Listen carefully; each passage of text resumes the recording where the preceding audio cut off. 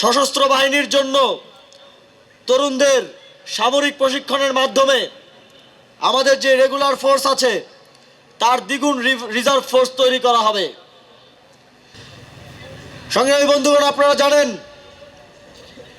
আমরা তিন দিক দিয়ে একটি দেশ দ্বারা বেষ্টিত। যদিও তাদের আমাদের সুন্দর প্রতিবেশী হওয়ার কথা, কিন্তু তারা বিভিন্ন সময়ে আমাদেরকে অবদমিত করে রাখতে চায়, আমাদের উন্নয়ন চায় না, আমাদেরকে সবসময় ছোট প্রতিবেশী হিসেবে দেখতে চায়। কিন্তু জুলাই গণঅভ্যুত্থান সেই আধিপত্যবাদের দরজা ভেঙে দিয়েছে।